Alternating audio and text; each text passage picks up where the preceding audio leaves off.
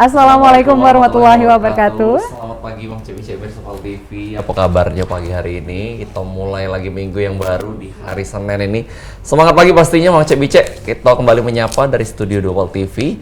Tentunya di program Halo Palembang yang setiap paginya ini menghadirkan narasumber yang luar biasa, bakal ngejaga cerita, inspirasi dan juga mengupdate informasi kita galo-galo nih warga Sumatera Selatan. Nah, hari ini Senin 16 Desember 2024. Perewangan dengan aku Mang Cagai dan aku Pice Kiki. Kami berdua ngajak khususnya pemirsa Pal TV yang mungkin sekarang lagi memasak, biasanya emek ya kita incar pagi hari ini. Karena sesuai dengan tema kita yaitu Ibu Inspirasi Tanpa Batas untuk Generasi Masa Depan. Aduh, keno. Pas untuk ibu-ibu ini ya. Dan juga untuk bapak-bapak ya, untuk bisa lebih lagi menghargai peran seorang ibu nih sebetulnya dalam rumah tangga ya. Karena dalam beberapa hari ke depan kita akan peringati juga nih Hari Ibu ya, tepatnya di tanggal 22 ya. 22 Desember. Yang pastinya ini bukan tugas seorang ibu baik, tapi tugas seorang bapak juga. Jadi bapak juga harus mewaraskan sang ibu ya. Karena tanpa ibu yang waras, anak-anak akan kena imbasnya, pemirsa. Betul, yes. Happy wife, happy life guys. So, jadi kita akan membahas tema yang luar biasa karena seorang ibu ini adalah juga memiliki peran yang sangat banyak ya dalam keluarga ya. Sebagai seorang ibu, dia juga sebagai seorang istri, sebagai seorang guru juga di situ. Madrasah pertama ibu ini. Betul, jadi banyak sekali ya. Betul, sesuai dengan tema kita, padahal kita juga mengundang narasumber yang memang pakar di bidang ya ini, Bang Ce. Ada Ibu Yesi Widyastuti yang sudah hadir. Halo, assalamualaikum, selamat pagi. Selamat pagi. Bersemangat nih pagi hari ini. Iya, Senin mengawali hari baru lagi. Apa kabar Ibu Yesi? Alhamdulillah sehat. Lebih sehat lagi setelah ada di sini. Iya, luar biasa. Apalagi bakal atau nak ngejuk ke informasi seputaran mengenai peran ibu. Betul. Ini terkait juga karena memang Desember ini peringatan Hari Ibu, jadi memang kita agak digancang ke sedikit ya. Betul, tapi sebelum kita mulai ini kita mau kenalan dulu Ibu Yesi ini. Kalau kita lihat profilnya ini kan ini gelarnya banyak banget ini.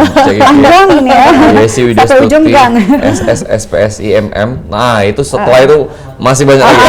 CMT, CPR, CITQ, panjang lagi. Boleh tahu dulu ini apa ini maksudnya semuanya? Jadi saya itu memang suka belajar ya.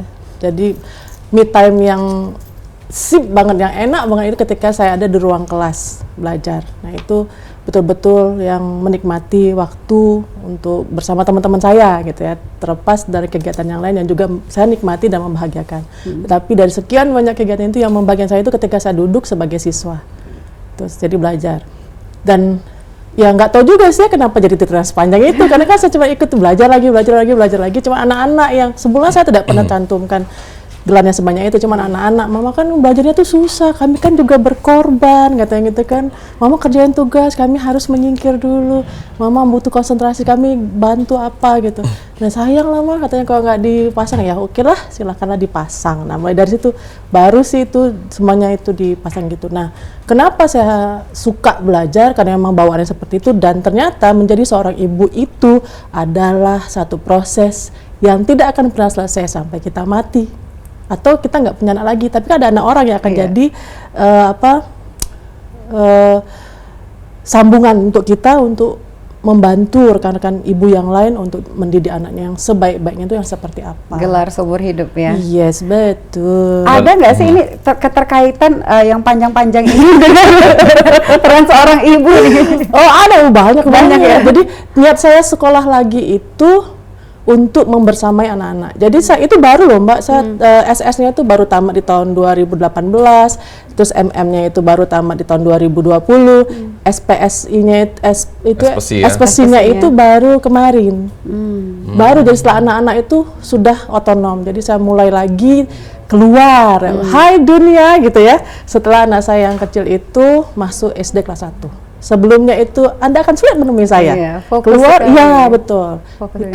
Karena saya sadari bahwa tugas seorang perempuan itu salah satunya dan yang paling besar adalah menjadi seorang ibu, dan itu butuh persiapan yang luar biasa.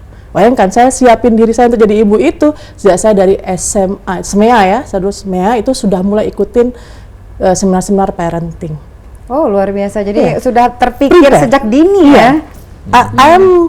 a mother letter gitu kan. Aku tuh akan jadi ibu suatu saat dan aku tuh mau anak aku tuh, nah saya sudah merancang nanti anaknya seperti apa. Jadi ada visi misi seorang ibu, anaknya mau seperti apa. Makanya butuh belajar. Makanya jadi Mbak juga kan ada. Nah jadi anaknya tuh mau dijadiin apa? Betul. Kita yang desain. Jadi itu baby design judulnya. Jadi anak kita itu gini loh nak, mama tuh mau kamu jadi seperti ini. Ini caranya. Gimana? Setuju kita? Nah, seperti itu. Jadi ada kerjasama atau musyawarah ya menuju mufakat ya. Iya betul. Nah itu kita sampaikan. Jadi ada misal untuk umur sekian sampai sekian perkataan mama sama papa tuh tidak bisa diganggu gugat. Jadi memang ada harus range-nya. Ya. Ada range-nya. Jadi misalkan kan parenting kan seperti itu Mbak. 0 sampai 7 tahun anak-anak diperlakukan seperti raja. Artinya bukan dia mau sesuka hatinya, bukan. Tapi apapun yang dia inginkan, mama mau permen, oke, tapi. Nah gitu loh. Semuanya dibolehkan.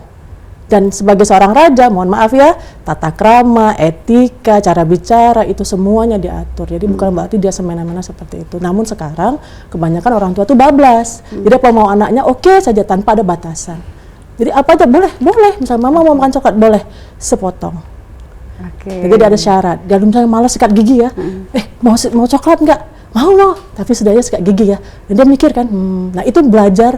Anak itu kita ajari untuk membuat keputusan sejak dini yang kita kawal. Dan konsekuensi dari apa yang dia pilih Nah, gitu ya. SD itu dari 7 sampai 14 tahun. Itu tidak ada kata yang harus dia ucapkan kecuali iya mah, iya pak, apapun itu. 7 sampai dengan 14 tahun. Jadi dia jadi budak di situ. Disitulah pembentukan karakter anak-anak sehingga dia akan patuh pada orang tuanya, agamanya dan aturan yang mengikat di sosialnya. Nah baru 14 tahun sampai 21 baru kita seperti teman. Baru boleh dia mengungkapkan pendapatnya.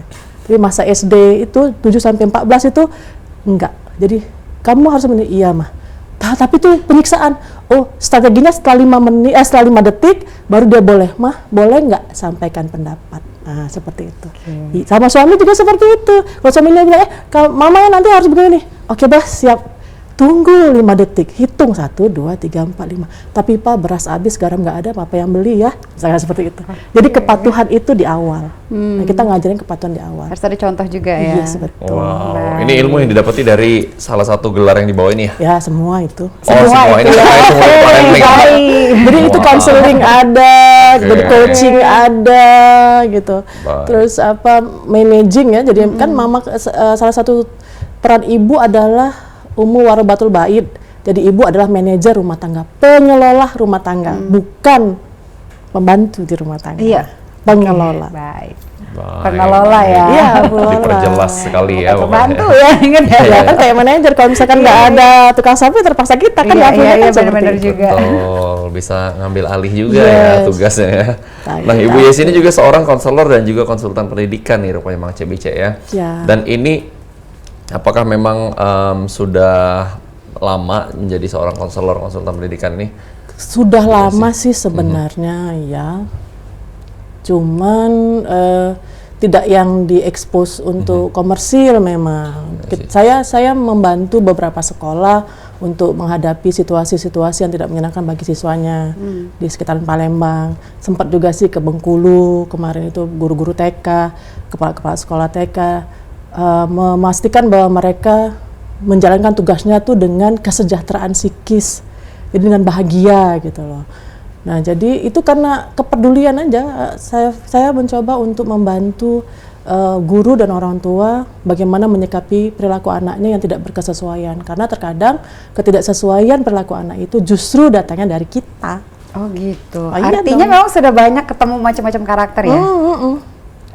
Kalau misalnya nih, kasus ini tadi kasus nih. Kalau misalnya memang kalau ketemu orang, kalau anak sendiri ada 2 tadi ya kita bincangnya. Tapi kan kalau ketemu anak yang dengan berbagai macam karakter ini pastinya karena memang bukan didikan kita gitu ya, sehingga kita menemukan karakter yang memang sulit untuk diatur gitu. Nah, gimana nih anak-anak yang seperti ini? Tipsnya. Kita itu ya dituntut untuk mendengarkan mereka. Oke, mendengarkan. Jadi karena aku sudah mendengarkan kamu, sekarang gantian kamu dengarkan aku. Nah, seperti itu aja sih konsepnya. Jadi anak-anak baik itu laki-laki atau perempuan, dia butuh seorang ibunya atau ayahnya yang bisa masuk ke dunianya. Kenapa sih kok dia suka dengan bahasa Inggris misalkan? Kenapa dia tuh mengalami kebebasan jiwa ketika dia berada di lingkungan bahasa Inggris? Kenapa tidak di bahasa Arab? Kenapa tidak ketika belajar Quran? Kenapa? Nah, itu kan ditanyain anaknya. Kadang-kala orang tua itu saking punya niat yang luar biasa untuk masa depan anaknya, dia lupa bahwa anaknya pun punya jiwa. Nah, disitulah peran konselor dan psikolog ya, kalau sekolah di Indonesia itu psikolog, itu untuk menjembatani antara orang tua dan si anak, sehingga timbullah satu garis lurus keinginan orang tua tercapai tanpa anak merasa tertekan. Disitulah posisi saya. Jadi kan gini dong loh, saya tuh gimana Bu? Iya saya tuh maunya begini-gini. Anaknya gimana? Iya tapi mama tuh gini. Oh sudah. Jadi bagaimana jalan tengahnya? Kita aja. Lebih seperti itu ya, tengah ya. Ya, dan juga ada yang coaching. Jadi saya mendampingi satu anak hanya untuk menemani dia ngobrol, hanya untuk nemenin dia belajar, hanya untuk meyakinkan bahwa dia anak hebat. Nah itu yang kadang-kala miss dari orang tuanya. Apalagi mohon maaf, budaya Palembang kan ya, kita ini kan jarang muji-muji ya, nggak tipikal kita kan yang muji-muji. Yang adanya tuh ya semakin kita tuh wah, semakin kita dijatuhkan karena takut adanya ain. Ingat saya dulu ya, jadi kan kalau anak-anak itu kan habis mandi tuh dibedakin yang itu dempong-dempong gitu kan, putih-putih gitu. Cemong. Cemong-cemong ya, cemong-cemong. Terus kan waktu saya bilang, wah cantik sekali kayak monyet.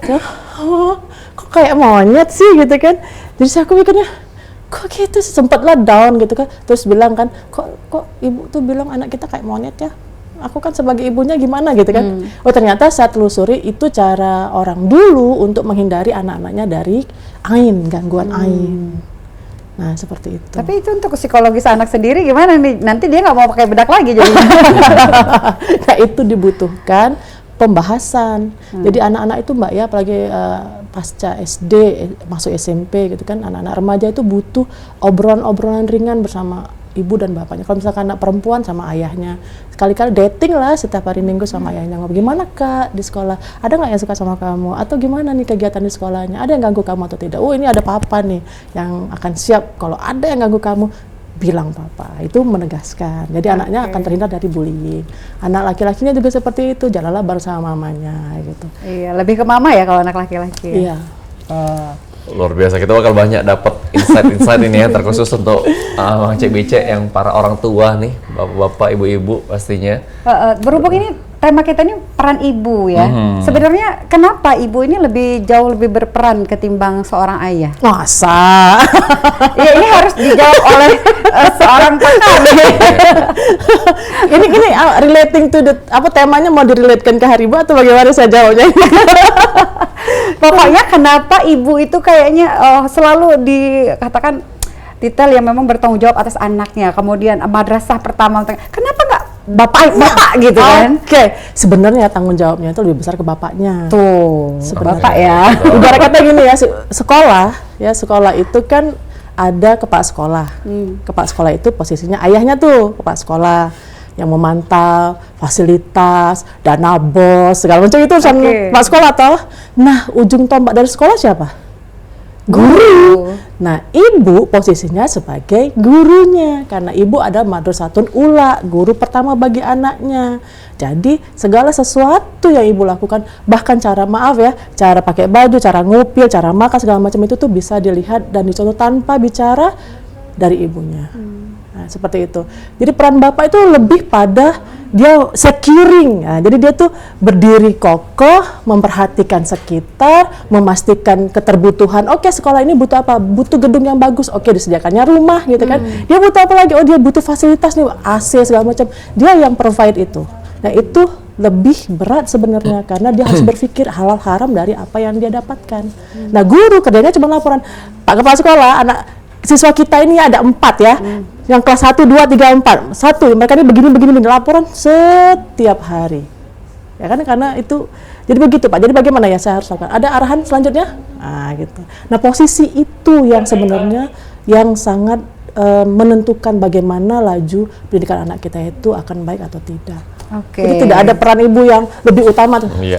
seimbang. Anggapan itu Sinergi tidak ya. tidak dibetulkan ya. Karena ini pandangan ya orang-orang lama ya mungkin ya. Orang-orang dulu. Kalau zaman dulu kalau anaknya nakal ini ibunya ini Mama diajari kayak dah ini mano sebenarnya. ya. Kalau sekarang tunjuk bapaknya. Nah, kita masih bakal banyak dapat insight pagi hari ini bersama dengan Ibu Yesi, Mang Cek Bicek. Terkhusus soal parenting ini sangat bagus, jadi 2 segmen ke depan tetap standby di depan TV atau depan HP-nya bersama kami di Halo Palembang. Allah.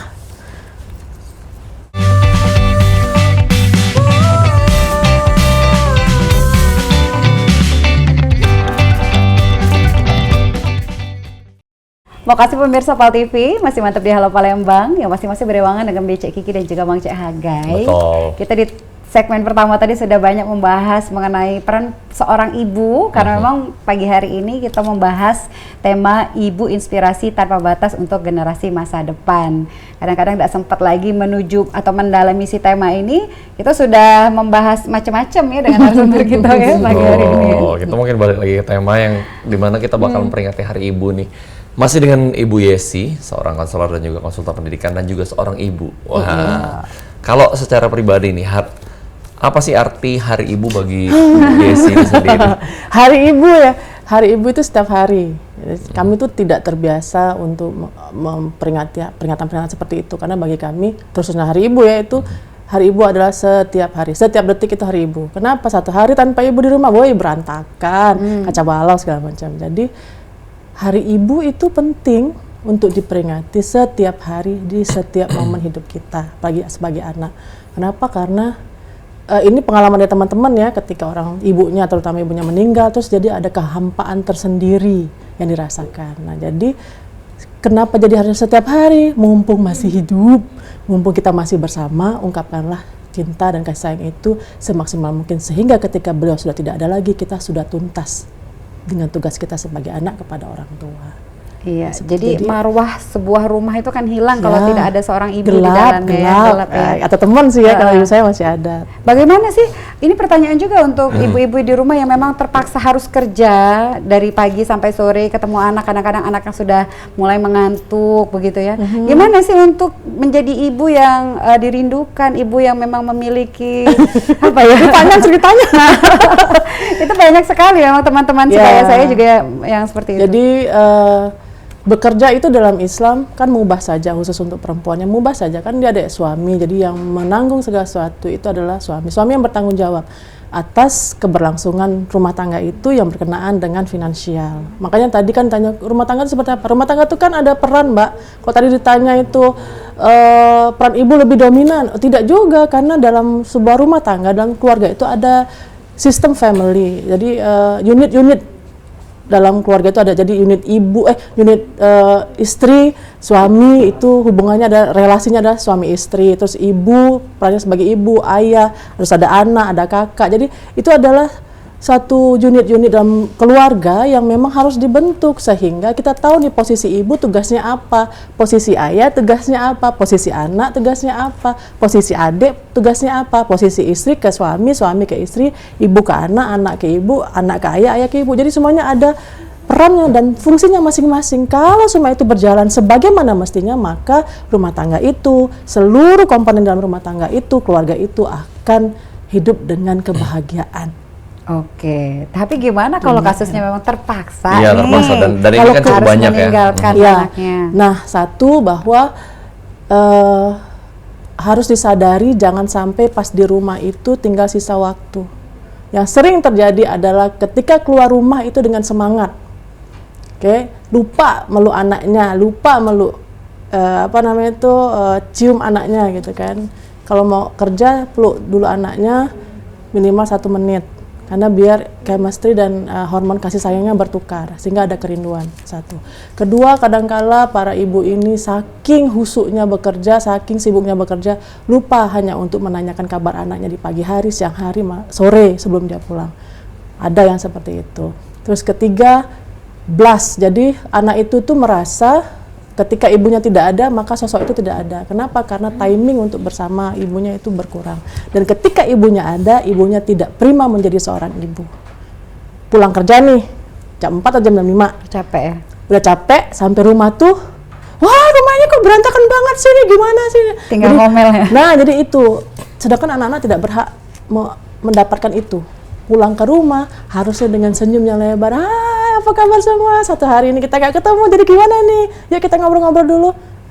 Seperti itu. Ada tips gak sih untuk mengembalikan mood pas sampai rumah dalam kondisi lelah gitu ya, supaya ketemu rumah berantakan, anak yang kotor, misalnya belum mandi gitu, tapi tetap senyum gitu, halo berantakan ya misalnya. Satu, ada kan jeda, jadi kalau pulangnya jam 4, break dulu 10-15 menit sebelum pulang.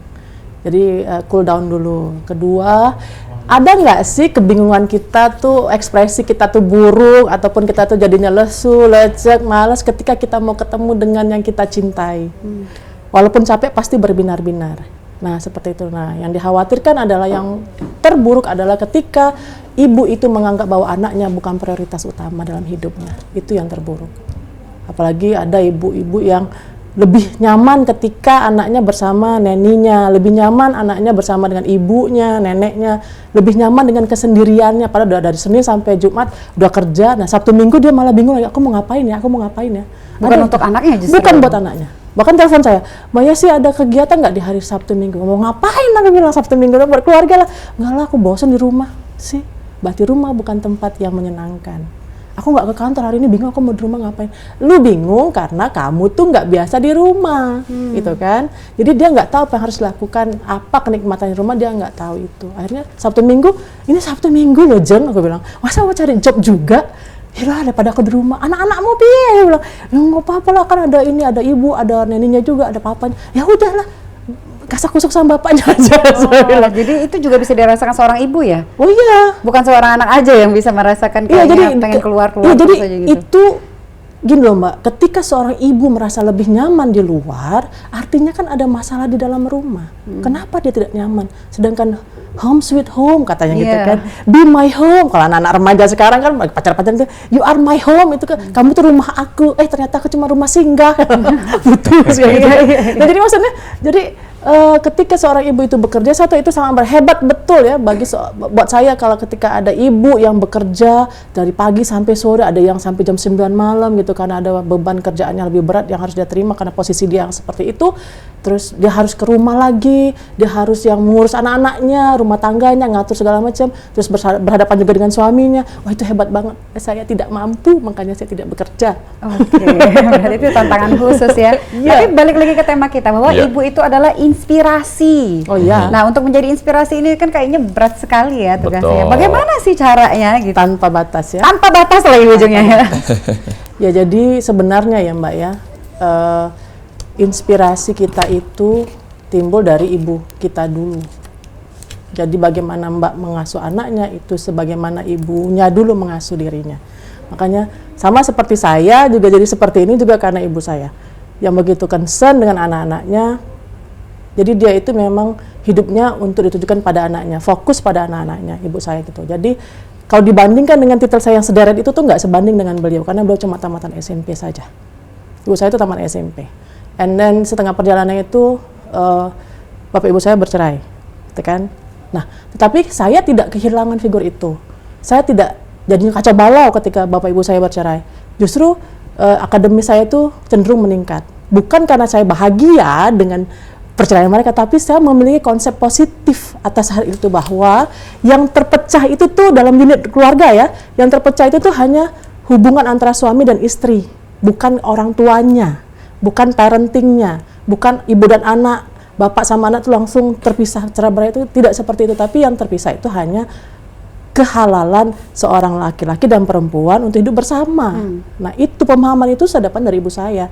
Jadi secara akademis saya tidak terganggu sama sekali, stabil, walaupun memang sedih ya, biasanya ada bapak ibu misalkan gitu kan, ya sudahlah, jadi menerima seperti itu. Nah, jadi inspirasi tanpa batas itu dari ibu kita sendiri.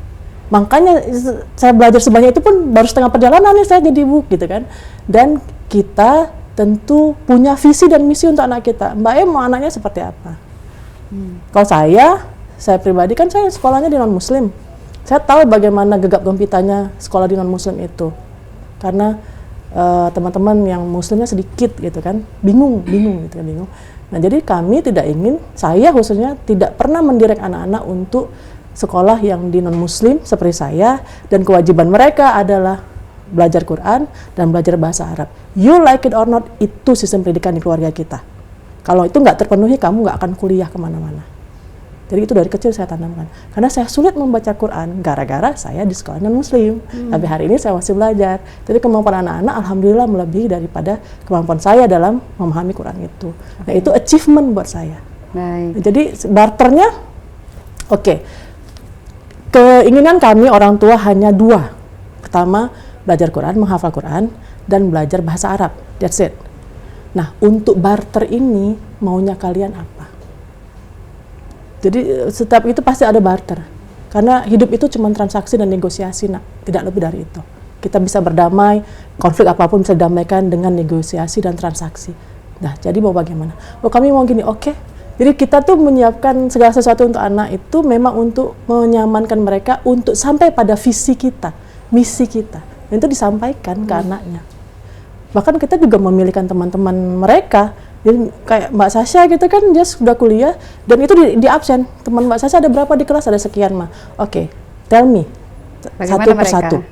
Oh, ini gini. Oke, sama yang ini teman biasa aja, nak. Yang ini boleh lebih sedikit, yang ini agaknya nggak usah dulu. Seperti itu. Kenapa? Kenapa kami harus dipilihkan temannya, mah? Gitu.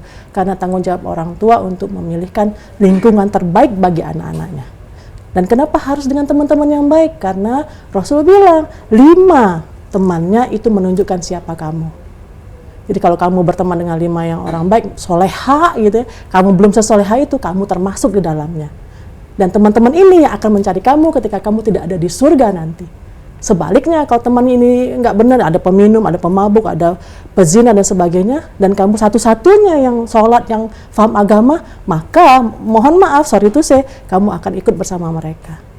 Kalau kamu misalkan berteman dengan PSK, maka orang akan menganggap kamu PSK, saya bilang. Mohon maaf kalau disebut itu. Karena saya kan dulu pernah suluh AIDS, jadi berteman dengan mereka, tapi mengatur jarak.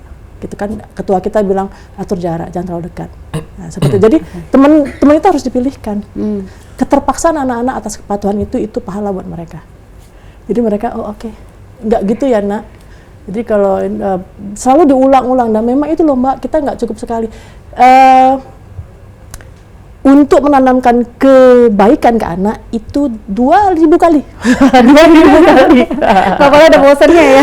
2.000 kali. Tapi keburukan sekali aja langsung. Sekali langsung ya, iya. betul. Makanya kok aku nih terus, kok anak aku tuh ya sholat, kok ngomong lagi, udah 2.000 belum Bu? Iya, baik. Jangan karena nilai setitik gitu ya. Iya, betul. Nah, kalau tadi sempat di-spill nih mengenai pasangan yang mungkin bercerai dalam rumah tangga dan terkait dengan parentingnya, mungkin ada tipsnya nih untuk supaya mereka, anak-anak ini tidak juga terdampak secara psikis dan juga dalam pertumbuh kembangnya si anak ini, ujung-ujungnya mereka menganggap ini menjadi suatu hal yang sangat luar biasa. Yang membuat anak-anak terpuruk itu adalah ketidaksiapan mereka. Saya juga waktu itu tidak siap sebenarnya. Cuman lagi-lagi peran kita sebagai orang tua yang menyampaikan kepada anak-anak, dan tidak lepas Mas. Tidak lepasnya begini, kadang-kala ya. Ini yang sering datang ke saya itu baik anaknya atau ibunya itu atau bapaknya yang tidak bisa ketemu orang tua, anaknya tadi gitu ya. Jadi kadang-kala orang tuanya ini terkhusus di Indonesia ya, kalau di luar negeri sih tidak sedemikian karena mereka diikat dengan aturan hukum negara, dan kalaupun di negeri muslim itu tuh memang ada aturan agama yang mengikat itu. Nah, jadi kalau di Indonesia ini ya, kalau udah bercerai itu ya, bapaknya itu ketemu anaknya itu rata-rata ya, yang bermasalah ya, itu kayak kau siapa? Itu nah. Jadi bapaknya sendiri itu tuh tidak peduli sama anaknya. Nafkah untuk anaknya sekolah pun itu bapaknya tuh berat ngasih, gitu loh. Jadi tanggung jawab bapak itu tuh tidak terputus. Seharusnya. Harusnya nggak terputus. Meskipun dia nggak serumah lagi, meskipun dia tinggal sama istrinya. Loh, itu kan ibunya loh, itu yang jadi istrimu dulu gitu kan. Makanya saya tidak bisa membenci bapak saya karena yang membelikan saya, mohon maaf ya, mini set, bra, itu bapak saya. Tapi kalau kasusnya, mohon maaf Ibu, kalau kasusnya memang ketemu yang bercerai dengan tidak baik ya, dalam artian memang harus ada ribut terlebih dahulu sehingga nanti komunikasinya juga mungkin tidak baik sehingga biasanya anak ke ibu dulu begitu ya. Sedangkan bagaimana nih psikis anak? Apakah ibu harus membuat sosok ayahnya baik di mata anaknya tetap walaupun sebenarnya tidak atau seperti itu? Itu hak anak. Jadi tetap ibu harus membuat cerita yang baik tentang ayahnya begitu. Setiap orang itu punya sisi baik, Mbak.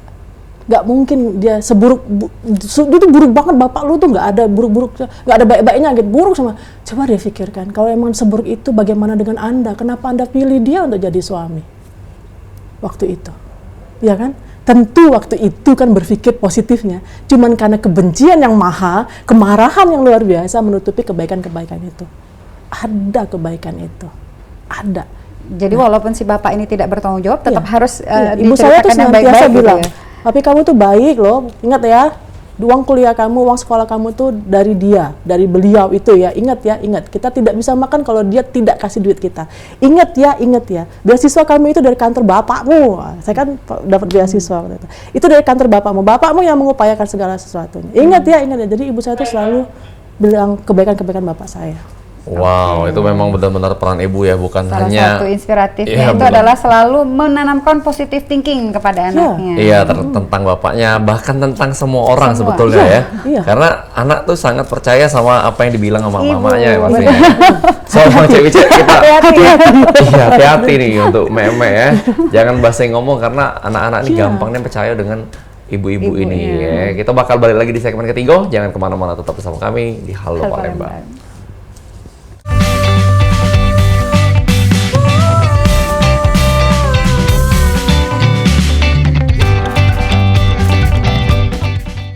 Terima kasih pemirsa, masih mantap di Halo Palembang. Ini segmen yang ketiga, setelah tadi 2 segmen kita sudah lumayan dalam membahas tema kita. Masih berewangan dengan BC Kiki dan juga Mang C Hagai.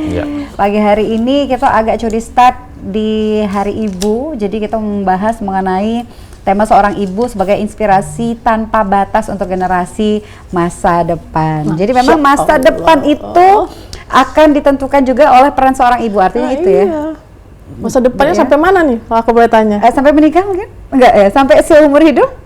Ya dunia wal akhirah dong. Nah. Jadi kan memang kalau dulu kita tadi dibahas nih oleh Bu Yesi bahwa sebelum kita mengasuh anak kita akan mengadopsi pola asuh juga dari orang tua kita. Nah, bagaimana dengan orang yang mungkin tidak seberuntung itu mendapatkan orang tua yang memiliki pola asuh yang baik, tapi dia mau merubah nih, gimana supaya anak dia tidak seperti dia, jadi korban gitu istilahnya. Jadi korban. Sebenarnya saya juga dengan belajar itu ada kok beberapa track ya, pola asuh itu yang dari ibu saya itu yang saya gunting, yang saya potong dan saya ganti, saya modif dengan yang baru karena sesuai dengan zaman. Contoh, ibu saya itu kan orangnya tuh sangat peduli, saking pedulinya itu rewel mulutnya gitu, ngomel gitu kan, biasa kan ibu-ibu. Nah, itu tidak cocok dengan anak zaman sekarang. Anak kita diomelin minggat ya. Iya, jadi harus ada substitusi jadi, juga ya. Jadi yang ngomel-ngomelnya itu saya belajar untuk tidak ngomel-ngomel, saya gunting, terus diganti dengan jadwal fix untuk ngobrol dengan mereka. Jadi biasanya kita tuh ada 4 minggu tuh gantian. Jadi sama kakak dulu, minggu ini, minggu depan sama adiknya. Nah, terus bolak-balik seperti itu sesuai dengan kebutuhan mereka, mau ngobrol di mana. Ngobrol di rumah boleh atau mau ngobrol di mana. Kita siapkan dananya untuk itu. Karena anak-anak juga uang jajan tidak sebanyak itu gitu kan, jadi terserah kalau mau jalan keluar sama teman boleh, tapi itu your own cost ya, itu duit kamu sendiri. Tapi kalau misalnya sama kami ya kan kami dong yang bayar, jadi mau nongki-nongkinya sama siapa? Sama mama aja kan, duit kami nggak habis katanya gitu. Jadi seperti itu. Jadi tentu ya kita sebagai orang tua, ibu itu memang inti dari sebuah keluarga, karena memang tugas ibu itu kan umu madrasatun ula, ibu yang menjadi guru pertama. Terus ibu warabatul ba'id, ibu adalah pengatur rumah tangga, dan ibu sebagai umu ajrial atau ibu pembentuk generasi. Nah, makanya kan wanita itu tiang negara, ya kan? Jadi kalau tiangnya itu kokoh, kuat, maka itulah yang akan menjadikan anak kita seperti itu. Jadi kalau ada nih ibu-ibu ya, dulu pola asuhnya menurut kita nggak baik, coba ditelusuri lagi, pilah lagi. Yuklah kita sama-sama jadi ibu yang objektif, ibu-ibu yang bisa memilih, bisa merecall atau mengingat kembali mana yang positif. Kita pisahkan deh. Oh, ibu saya itu berlakunya seperti ini, seperti ini, seperti ini, seperti ini. Oke, ini kayaknya good, bisa diaplikasikan sekarang. Nah, ini kayaknya nggak bisa nih sesuai dengan zaman hari ini. Jadi itu dipotong. Jadi nggak mungkin, Mbak, seorang ibu itu tidak ada sisi baiknya, itu nggak mungkin. Terkadang kebaikan ibu itu tertutupi karenanya banyak konflik-konflik yang terjadi ke depan. Misalnya anaknya mau sama si Ali tapi mamanya nggak setuju, berantem, kayak gitu. Nanti saya pun belajar sebenarnya mengingat kembali, karena kalau dibilang ada konflik ya dengan ibu saya, ada, karena pola asuh tadi berbeda. Kita misalkan anak-anak tuh boleh mengungkapkan emosinya sebagaimana itu, tapi bagi ibu saya itu saru itu artinya nggak sopan kalau bahasa Jawanya. Nah, dia marah ketika mama ini kok gini, ngomel gitu, anaknya yang ngomel-ngomel gitu. Kamu itu ya ngomong sama mama kamu nggak sopan, saru itu. Ya itu, jadi ada konflik-konflik yang seperti ada terjadi, tetapi saya meyakini bahwa sampai hari ini saya bisa jadi seperti ini gitu ya, dengan titel sederet itu belum bisa menyamai hal-hal positif yang ibu saya berikan ke saya yang sampai hari ini tuh bisa saya rasakan. Jadi saya sangat bersyukur sekali punya ibu yang seperti itu, punya bapak yang seperti itu, meski mereka terpisah, tapi tetap mereka tuh satu dalam jiwa saya, satu dalam diri saya gitu. Bahkan ketika bapak saya menikah lagi, saya orang pertama yang menyetujuinya. Bapak mau menikah, papi mau menikah lagi. Oh, lanjutkan, aku bilang. Daripada mereka berzina. Ya kan? Dia juga butuh wanita di sampingnya. Iya. Ya kalau istrinya ya aman dong masa tuanya, kayak gitu aja sih mikirnya. Jadi pada saat kita kembali ke sejarah masa lalu ya. Apa yang membuat ibu secara pribadi pada saat itu merasa memang seorang ibu nih yang sebenarnya menjaga keharmonisan hubungan anak terhadap papanya walaupun papanya sudah... Ya, jadi itu tadi Mbak ya, wanita itu dikasih fitrah kecerdasan. Cerdas itu tuh bukan pintar ya, kalau pintar tuh dari buku. Cerdas itu adalah ketika dia bisa menemukan solusi-solusi bagi seluruh permasalahannya. Nah, ibu saya itu pengen anaknya tuh tetap dengan visinya bahwa seorang anak itu patuh pada orang tuanya, harus begini, harus begitu, sesuai dengan yang sudah dia visikan dan dia misikan untuk anaknya. Nah, ketika terjadi badai dalam rumah tangganya, beliau tetap konsisten. Nah, itu ibu saya, dia tuh konsisten. Pokoknya apapun yang terjadi, yang terpisah itu cuman mami dan papi gitu kan. Kami berdua yang tidak bisa tinggal serumah karena kami memang sudah tidak halal lagi, tetapi hubungannya masih sama. Kalau itu melukai, maafkan. Kalau itu melukai, maafkan. Kami mohon maaf. Jadi bapak kamu tetaplah bapak kamu, dia yang akan memberi nafkah. Dan bapak saya itu tuh tidak seperti alhamdulillah yang bapak-bapak yang lain ya, maksudnya dia tetap peduli. Bahkan dia sempat membelikan, saya ingat betul, dia belikan satu kotak besar itu isinya semua bagian baju dalam saya. Itu pertama kali bapak saya. Jadi ketika itu kayak tampaknya sudah nggak bagus lagi, nggak layak lagi, padahal kan dia jarang di rumah tuh kan ya, sebulan sekali dia akan tengokin kita. Terus dia lihat kayaknya ini kurang ini, tanpa bicara loh. Jadi tiba-tiba nanti ada kiriman, ada apa ini, ada apa ini. Nanti ada pensil, buku, segala macam yang kami butuhkan tanpa kami bicara apapun. Nah, itu bentuk kepedulian seorang ayah. Jadi lagi-lagi kita sebaiknya ya belajar untuk bersyukur dan melihat sisi positif siapapun itu, meskipun itu ada hal-hal yang melukai hati kita. Tapi tetap Allah menciptakan manusia itu dengan dua, hitam dan putih.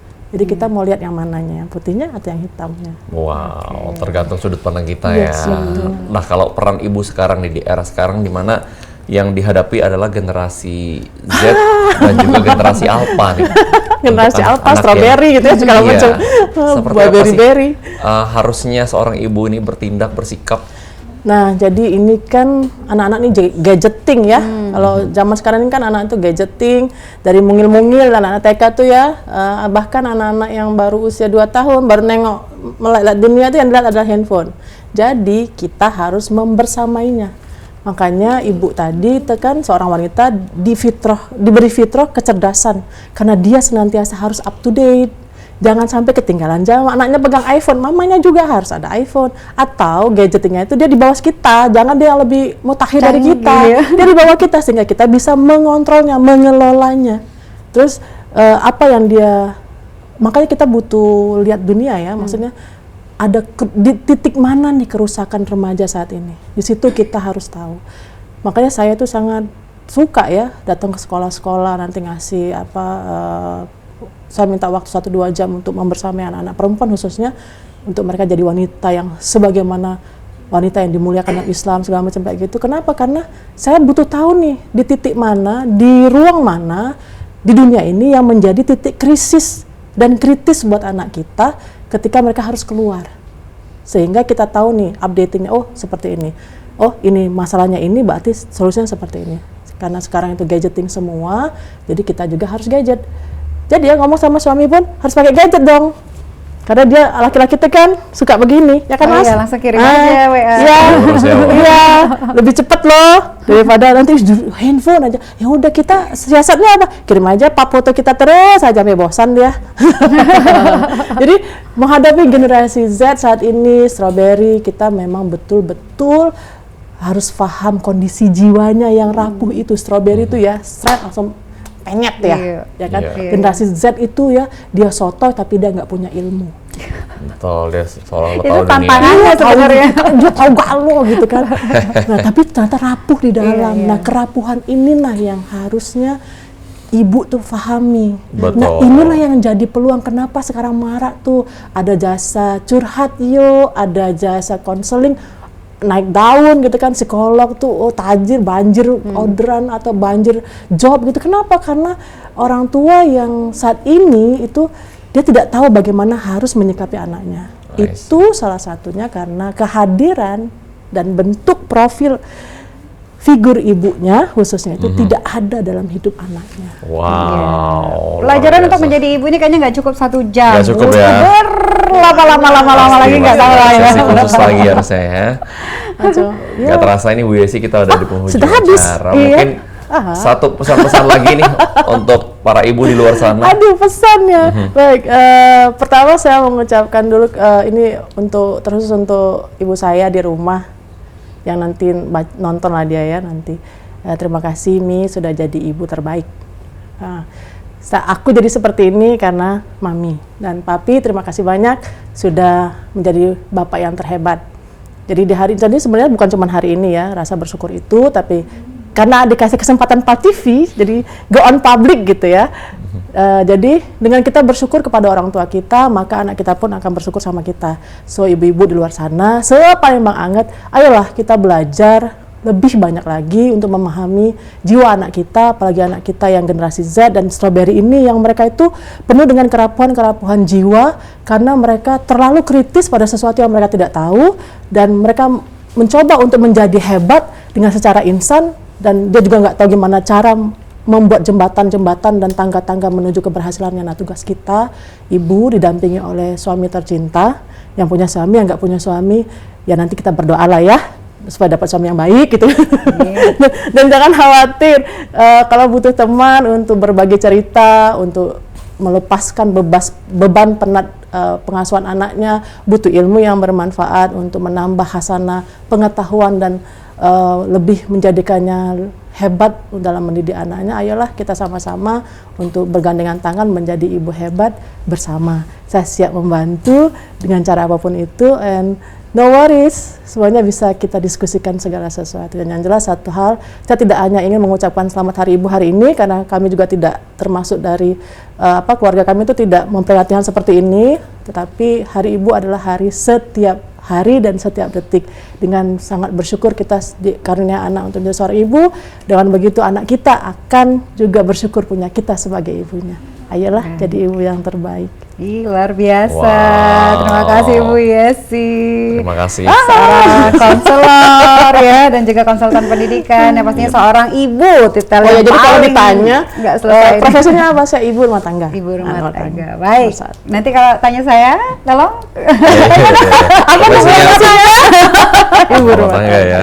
Itu yang paling dibanggakan pasti. Iya, tentu saja ini adalah titel yang memang sangat mulia ya, dan memang tinggi sekali untuk dituntut punya pengetahuan. Jadi Betul. sekali lagi mengutip sedikit perkataan dari narasumber kita bahwa memang untuk menjadi seorang ibu jangan pernah lelah untuk terus belajar ya. Untuk dihargai seorang anak, kita juga harus menghargai ibu kita. Luar biasa. Masya sekali. Allah. Masya Allah. Terima kasih sekali lagi Ibu Yesi. Sukses terus, maju terus, dan juga makasih Mang Cebice yang terus setia nonton Halo Palembang.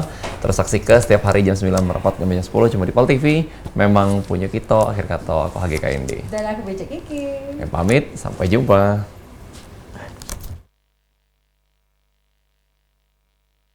Palembang Darussalam, Palembang kota kita, terkenal sungai Musinyo, terkenal dengan pempeknya, jembatan Ampera yang anggun, masjid agungnya yang cinta, menambah terkenalnya kota kesayangan kita.